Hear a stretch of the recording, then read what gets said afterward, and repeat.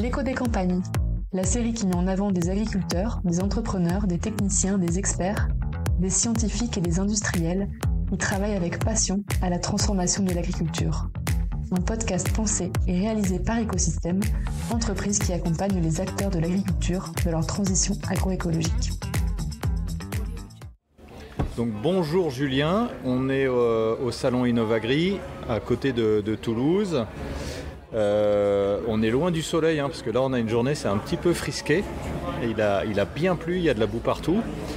On est sur le village agroécologique organisé par le groupe France Agricole, Écosystème et les éditions France Agricole. Toi, tu t'occupes de démonstrations de machines dans des couverts végétaux. Tout à fait. Est-ce que tu peux te présenter qui tu es ? Bien sûr, bonjour Mathieu. Je suis donc Julien Hérault, je suis consultant en machinisme agricole depuis maintenant 11 ans. Et donc mon activité principale, elle est autour du machinisme évidemment et sur 3 champs d'activité, la formation, le conseil et l'expertise autour de l'optimisation des machines. D'accord. Et si je ne m'abuse, en plus tu es agriculteur en Vendée ? Alors tout proche de la Vendée, je suis dans le nord de Sèvres, dans le Poitou, et donc j'ai une exploitation d'une 50aine d'hectares depuis 2008 qui me sert aujourd'hui de plus en plus de support aussi d'essais, d'expertise et de terrain également pour des clients sur des comparatifs de machines ou tests de machines également pour du référencement interne pour mon activité de conseil et de formation. Alors c'est vrai que vu de loin, quand on parle de machines agricoles et d'agronomie ou d'agroécologie, ça peut paraître très loin. C'est quoi un petit peu l'état des lieux du machinisme agricole ? Est-ce que tu peux nous expliquer en fait quelle est l'importance ou la présence des machines dans les systèmes cultivés en France aujourd'hui ? Les machines sont partout, je dirais, dans notre modèle de production agricole aujourd'hui en France. On est sur une agriculture archi-mécanisée. On a énormément, depuis l'après-guerre, on n'a fait que améliorer les conditions de travail, les performances, les débits de chantier, de réduire la pénibilité de tous les agriculteurs et dans la plupart des branches agricoles. Donc ça a été une grosse amélioration et on est aujourd'hui donc dans de la mécanisation dans beaucoup de modes de production. Donc on retrouve des machines à peu près dans toutes les exploitations. Et dans tous les systèmes de culture, c'est-à-dire qu'on soit en conventionnel, en bio, totalement, en grande culture, en élevage, en vigne, il y a des machines partout. Exactement. Et c'est quoi la caractéristique de ces machines ? On pense tracteur, moissonneuse-batteuse. C'est quoi l'éventail un petit peu des machines qu'on va pouvoir retrouver ? C'est très très varié. L'image à laquelle on pense en premier, c'est souvent le tracteur, qui est certainement très représenté dans les exploitations, parce que c'est lui qui va animer la plupart des outils sur l'exploitation. On a les outils de récolte spécifiques et on va vite ensuite tomber en fonction de la typologie de la production sur des outils spécifiques pour de la production de fourrage dans l'élevage, sur de la récolte de cultures maraîchères, sur de la récolte de grandes cultures, sur de la protection de culture, de la fertilisation, et on a évidemment une panoplie énorme, une variété énorme. On le voit sur ce salon notamment comme aujourd'hui.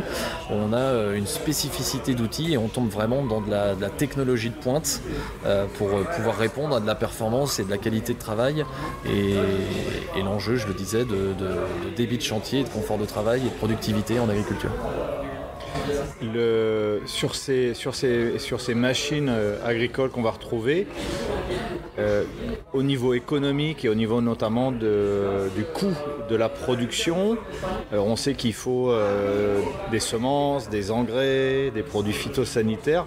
Quel est le poids en fait des machines dans les différents systèmes agricoles ? Alors si on fait une moyenne, ce qui n'est pas représentatif de tous les cas, mais la moyenne nationale en France, on a l'habitude de prendre que le poste de mécanisation, donc qui est dédié à la possession du matériel, mais aussi à son utilisation, le carburant, l'entretien, les lubrifiants, etc. Ce qu'on appelle les charges de mécanisation représentent en moyenne un tiers des charges totales de l'exploitant. Donc c'est un poids important dans le coût de détention, dans le coût et les dépenses faites par l'agriculteur pour pouvoir produire et vendre sa production. D'accord. Et la tendance actuelle, on voit en fait des machines de plus en plus grosses, des tracteurs de plus en plus puissants, des outils de plus en plus larges. En fait, comment est-ce qu'on peut expliquer justement l'impression qu'on a que les machines prennent de plus en plus de place dans les systèmes de production? Oui, alors ça peut paraître contradictoire de premier abord en se disant on entend qu'on se plaint que le coût des machines augmente énormément et ça coûte de plus en plus cher, et à contrario on voit partout que le matériel augmente en taille, en puissance, en poids, et on se dit est-ce que c'est pas contradictoire? On veut réduire le coût de la mécanisation et pour autant on voit que ça n'a de cesse que d'augmenter, et en fait c'est pas forcément une erreur de stratégie d'investissement, c'est simplement que l'agriculteur, le principal levier pour l'agriculteur pour réduire le poste des charges de mécanisation, c'est d'augmenter la productivité de ces machines-là. C'est-à-dire que pour pouvoir diluer le coût de possession d'une machine, le coût de détention de ces charges de mécanisation, c'est de produire plus avec la même quantité de travail humain. Et donc le principal levier, c'est pas le seul, mais le principal levier qui est activé dans notre mode de production productiviste, c'est de pouvoir augmenter la productivité par travailleur agricole. Et donc pour augmenter la productivité d'une machine agricole, le levier essentiel, c'est d'augmenter sa puissance. Et donc en augmentant la puissance du moteur, de l'automoteur qui anime les outils, ça augmente par conséquent son poids également. Si on résume, il y a de moins en moins d'agriculteurs, mais la surface agricole à exploiter reste la même. Exactement. Il y a de moins en moins de main-d'œuvre, oui. De plus en plus compliqué. Donc en fait, on est inexorablement condamné à avoir des outils de plus en plus larges, puissants, lourds. Condamné, oui ou non. Si on reste sur un modèle d'agriculture productiviste, qui n'est pas un gros mot dans ma bouche, c'est vraiment l'idée de produire plus avec moins de travail, d'unités de travail humain. Si on continue sur un modèle d'agriculture intensive ou productiviste, on est effectivement condamné à améliorer la saturation de mes outils. Et donc je disais, avoir des outils qui augmentent leur débit de chantier pour pouvoir produire plus avec moins de temps de travail. L'autre levier, si j'ai vraiment une vision très binaire de mode d'agriculture, l'autre levier c'est vraiment d'être dans un mode d'agriculture extensif, où là de faire des choix de façon culturelle ou de mode de production qui sont de moins en moins dépendantes de mécanisation et ou d'énergie fossile. Alors là, on commence à rentrer dans le sujet de l'agronomie. Oui. En gros, c'est quoi l'état des lieux? C'est-à-dire, oui, on a des machines qui sont faites pour augmenter la productivité, en gros, réduire la part humaine dans l'exploitation d'une surface qui repose sur des outils de plus en plus puissants, larges, lourds, etc. Exact. Et au niveau agronomique, en gros, c'est quoi l'impact? Le principal impact que je vois, il y en a plusieurs, mais le principal impact que je vois en lien avec ta question sur l'agronomie, c'est l'augmentation du poids des engins.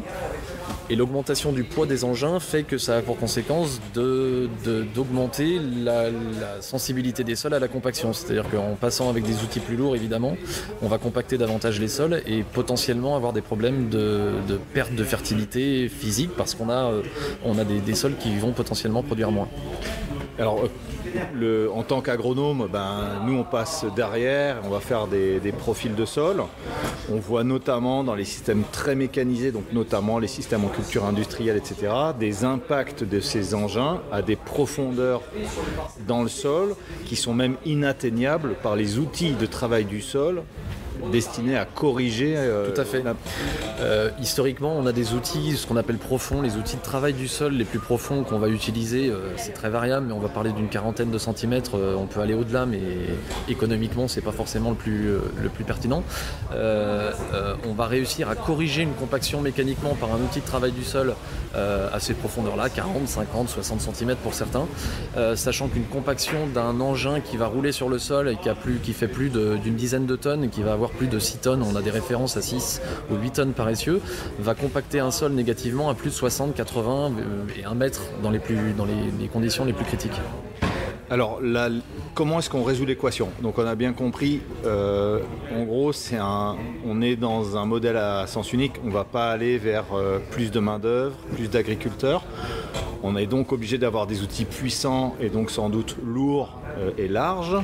Et est-ce qu'il y a un moyen de réduire l'équation, c'est-à-dire avoir malgré tout, avec des engins pareils, un impact raisonnable, on va dire, sur le sol. Raisonnable, c'est-à-dire qu'on soit capable de corriger.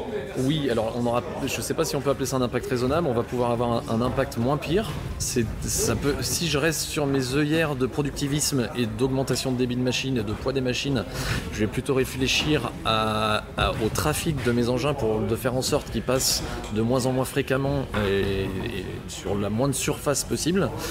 Et ça pourrait avoir comme conséquence d'élargir encore les outils, en disant plus mes outils sont larges et moins je vais passer fréquemment sur ma surface et donc moins compacté. On a aussi des artifices technologiques qui nous permettent de limiter l'impact de la compaction des engins. On parle de chenilles, on a souvent l'image des tracteurs à chenilles pour limiter la compaction. C'est un des leviers mais qui ne va pas forcément corriger la compaction du sol en profondeur. Et ensuite c'est la réflexion, justement, c'est un de mes chevaux de bataille sur l'optimisation du conseil aux agriculteurs, c'est de réfléchir au dimensionnement des outils et l'adéquation entre la largeur de mes outils et le débit de chantier de mes outils pour pouvoir produire le plus possible avec le moins de moyens humains, mais en essayant de dimensionner au plus juste pour limiter le poids et éviter d'avoir des excès de poids. Et ce qui est amusant dans la langue française, c'est qu'on utilise exactement le même mot pour parler des charges de mécanisation économique et des charges de mécanisation physique, et je me rends compte dans mon métier, du conseil, de l'évaluation et du calcul de charges de mécanisation, que c'est très corrélé et c'est quasiment proportionnel. Si donc je résume, on peut quand même difficilement réduire l'impact de machines qui sont trop lourdes. Il y a des artifices, chenilles, éventuellement peut-être basse pression. Oui. On a dit aussi la localisation du trafic qui est permis par exemple par la géolocalisation, qui permet de créer des espèces de rails sur lesquels on passerait, oui, et pour préserver le reste de la surface du passage. Et après, sans trop rentrer dans les détails, tu parles en fait d'adéquation entre la puissance et les besoins. Donc on va sans doute pas rentrer trop techniquement dans les détails, oui, mais en gros, quel est le problème aujourd'hui des agriculteurs sur s'il y a un besoin d'adéquation, c'est qu'il y a une inadéquation. Donc il est où le problème? Trop de puissance, en fait un désaccord entre guillemets entre l'attraction et les outils, les profondeurs de travail. Comment tu vois les choses? En fait, mon axe de discours, mon entrée sur ces sujets-là d'optimisation et de conseil aux agriculteurs, c'est de parler de saturation de l'outil et de gaspillage énergétique. On parle souvent d'énergie fossile et de préservation de l'énergie, d'économie d'énergie. Il y a un gaspillage important de l'énergie sur la mécanisation agricole qui est dû, alors on pourrait pointer du doigt très facilement en disant les tracteurs sont trop gros, les agriculteurs par habitude, par fierté, par confort achètent des tracteurs beaucoup trop puissants et du coup il y a un gaspillage énergétique par rapport aux travaux qu'ils ont à faire. J'ai plutôt la tendance à dire que c'est plutôt une sous-valorisation, une sous-saturation. Les outils ne sont pas suffisamment saturés et du coup, plutôt que de dire les tracteurs sont trop gros, j'ai plutôt tendance à dire les outils ne sont pas assez larges. Et donc, c'est de se dire qu'on a, en bossant sur le moins de gaspillage énergétique, si je travaille avec les agriculteurs pour qu'ils améliorent et qu'ils réduisent leur gaspillage énergétique, sur leurs tracteurs notamment, ça leur permettra d'avoir un dimensionnement de tracteurs peut-être à la baisse, sans pénaliser leur débit de chantier et leur performance, leur productivité et leur qualité de travail. Mon deal, c'est vraiment de viser de l'économie sans pénaliser la productivité ou la rentabilité de l'exploitation. Donc si en fait je refais l'analyse, l'idée en fait c'est, moi je fais le parallèle avec la réduction de travail du sol, la réduction des intrants, c'est qu'en fait on peut aborder une réduction des charges de mécanisation, mais il faut le faire de manière intelligente. Oui. C'est-à-dire qu'en fait c'est pas parce qu'on dépense moins en mécanisation qu'on est forcément plus performant. Oui, ça je suis totalement d'accord avec ça. Je suis très méfiant quand je suis sollicité pour du conseil ou de la formation, quand la première question, la première demande c'est mon objectif c'est de réduire les charges de mécanisation. Ça peut être très dangereux d'avoir cet objectif en premier, puisque un objectif de réduction de charges de mécanisation c'est très facile, il suffit de travailler moins, de faire moins d'opérations, de passer moins de temps, et donc je peux très bien garantir à un agriculteur que je vais lui faire réduire ses charges de mécanisation, mais je serais très décevant sur le fait qu'il y ait de grandes chances qu'il baisse en productivité ou en qualité de travail ou en qualité de production. Alors là, on arrive en fait à la question suivante. On parle aujourd'hui beaucoup d'agriculture régénératrice. Oui. Et nous, à Écosystème, on en fait aussi beaucoup la promotion. C'est un type d'agriculture qui est issu de l'agriculture de conservation, qui dit justement en fait on peut arriver à produire tout autant en travaillant moins, notamment moins profond, moins souvent, moins vite. Toi aussi, tu as une fibre agronomique, tu es agriculteur. Oui, et sur mon exploitation, j'essaye aussi d'appliquer ces modes de production-là, oui. Et donc, en fait, quel est ton regard, justement, d'agriculteur agronome et d'expert machinisme ? En fait, c'est quoi les étapes, c'est quoi les risques à éviter ? Comment tu vois la chose ? Le principal risque à éviter pour moi, de ce que je vois sur le terrain, c'est de sortir de la croyance que la technologie va compenser mes incompétences agronomiques. C'est-à-dire qu'il y a une espèce de croyance que comme je vais faire moins de passages, comme je vais travailler moins, je ne vais plus labourer, on pourrait conclure que mes sols vont mieux aller, je vais vers l'agriculture de conservation et je suis dans le camp du bien. Et si pour moi l'objectif premier c'est la réduction de travail du sol, je veux plus travailler le sol, je veux passer moins d'heures sur mon tracteur, ça peut encore une fois être c'est pour moi une confusion entre le moyen et l'objectif. L'objectif n'est pas de la réduction de travail du sol, mon objectif c'est de la conservation de sol ou de la régénération de sol. Et un des moyens de l'atteindre, c'est de la réduction de travail du sol. Et donc, un de mes travaux avec les agriculteurs, c'est de se mettre au clair sur la confusion entre objectif agronomique et moyen de le faire. Et la porte d'entrée de quelle machine quelle est la meilleure machine, les questions qui me sont posées, c'est quelle est la meilleure machine pour pouvoir passer à de l'agriculture de conservation ou de la régénérative.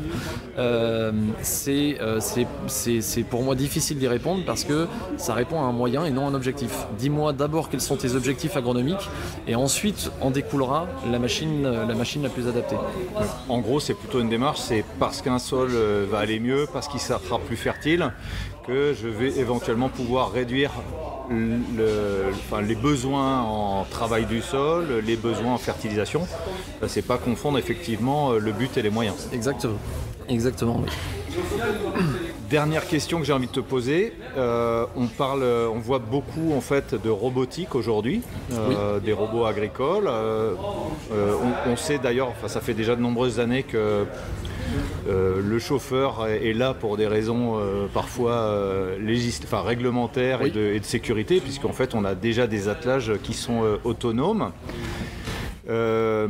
Est-ce que c'est en fait une voie de progrès ? Alors quand je parle de voie de progrès, c'est sans doute une voie d'amélioration encore de la productivité peut-être, mais est-ce qu'en fait agronomiquement, en termes de transition et d'aller vers des systèmes plus durables, plus résilients et moins gourmands et donc plus productifs, c'est un avantage, c'est un défaut ? Pas toujours. C'est très compliqué de faire une généralisation de la robotique agricole parce qu'il y a des exemples et des configurations de robots très diverses. La robotique agricole est arrivée, c'est ma vision, mais je peux me tromper et c'est délicat d'avoir une position ferme là-dessus, mais la robotique agricole est arrivée sur des cultures spécialisées où il y avait des problématiques de main-d'œuvre et de pénibilité de travail, et là ça répond totalement à cet objectif-là. Et il y a eu aussi un développement de beaucoup de robots dans l'objectif de limiter le poids des engins sur des petits formats de robots, des petits tracteurs avec des petites puissances embarquées, qui ont permis aussi aux industriels de proposer des robots électriques pour décarboner l'énergie utilisée en agriculture. Ma méfiance, elle est sur la confusion de tout ça en se disant il ne faudrait pas conclure que le modèle de petits robots électriques est la chimère de demain pour répondre à tous les défis de l'agriculture et de l'agronomie de demain. Parce qu'au final, je ne suis pas certain qu'un tracteur autonome, un robot autonome, là c'est un pléonasme, mais électrique de 20 chevaux, qui est 10 fois moins puissant qu'un tracteur standard, je ne suis pas sûr que ça réponde aux défis de productivité par unité de main-d'œuvre, parce que ça n'atteint pas le débit de chantier et la performance par unité de main-d'œuvre qu'atteignent des tracteurs standards aujourd'hui. Et donc ça peut répondre à des problématiques de culture spécialisée sur de la pénibilité, je le répète, et sur de la préservation de sol. Mais pour moi, si on doit répondre encore une fois à des charges de mécanisation et de l'augmentation de productivité pour que la mécanisation coûte moins cher demain, la voie qui est en cours aujourd'hui, y compris dans notre contexte français, c'est plutôt de la robotisation de tracteurs standards. C'est-à-dire que la course continue de grossir sur du dimensionnement en se disant disant si je dois continuer d'augmenter ma productivité par unité de main-d'œuvre pour réduire mes charges de mécanisation, eh bien autant automatiser et robotiser le tracteur standard qui était déjà très gros et très puissant, et la robotisation va encore pousser plus loin ma rentabilité et donc ma réduction de charges de mécanisation. Bon, merci beaucoup Julien. De rien, beaucoup. Et puis à très bientôt et bon salon. Merci beaucoup Mathieu.